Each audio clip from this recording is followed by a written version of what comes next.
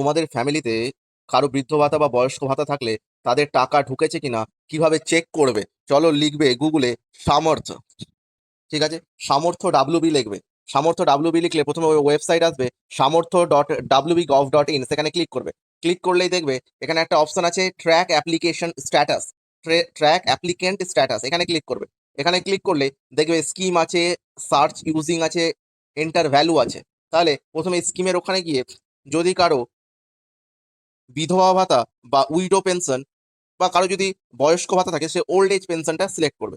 আর যার বিধবা ভাতা সেটা উইডো পেনশন সিলেক্ট করবে। সিলেক্ট করার পর তারপরে কি মোবাইল নাম্বার দিয়ে, আধার কার্ড দিয়ে, বেনিফিশিয়ারি আইডি দিয়ে যে কোনো একটা দিয়ে তোমরা সার্চ করতে পারবে। আমি আধার নাম্বার ক্লিক করলাম, দিয়ে এখানে যে যার মানে যার অ্যাকাউন্ট আছে, যে স্কিমটা পায়, তার আধার নাম্বারটা এখানে পুট করবে। আধার নাম্বারটা পুট করার পর তারপর ক্যাপচা ফিল করবে। ক্যাপচা ফিল করার পর এখানে সার্চ বাটনে ক্লিক করবে। এই সার্চ বাটনে ক্লিক করলে সার্চ করলেই দেখবে যে এইরকম beneficiary ID, applicant name, address, ব্যাংকের ইনফরমেশন আর কারেন্ট স্ট্যাটাস।